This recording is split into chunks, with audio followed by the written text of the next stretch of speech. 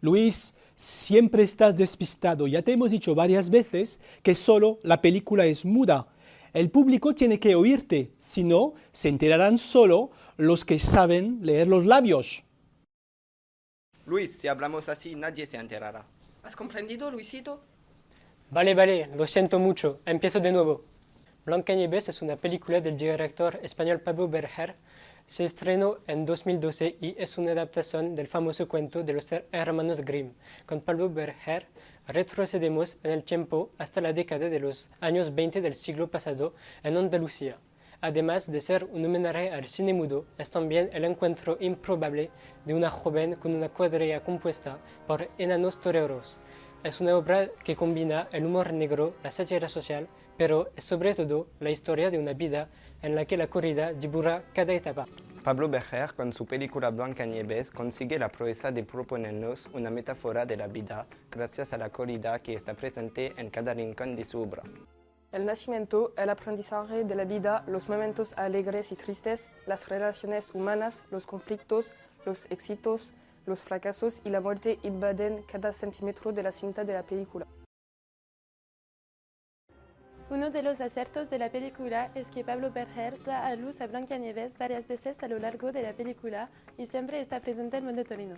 La corrida y la cornada recibida por el gran torero Antonio Vilalta provocan de manera dramática el primer nacimiento de Blancanieves.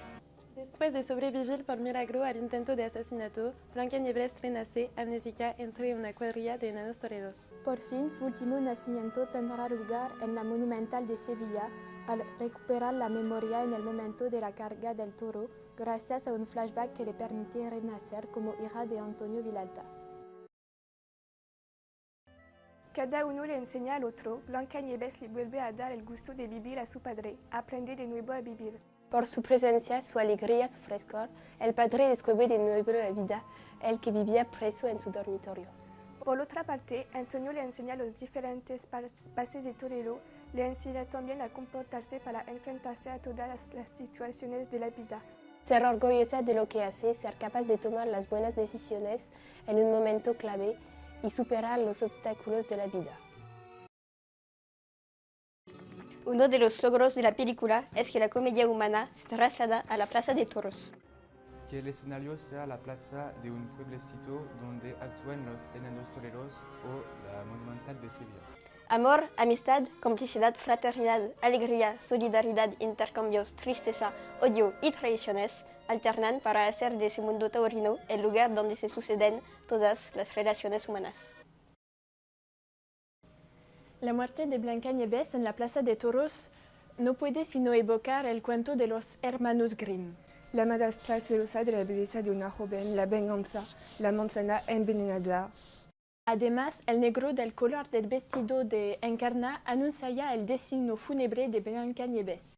Sí, pero también el suyo, dado que será víctima de la venganza de los enanos, ojo por ojo, diente por diente.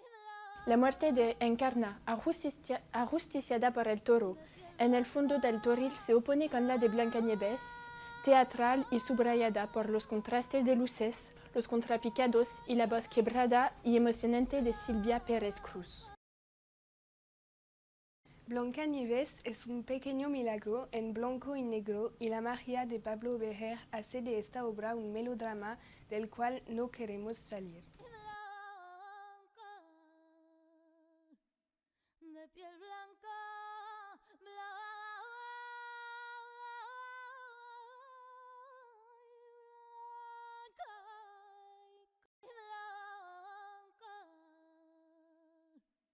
de piel blanca,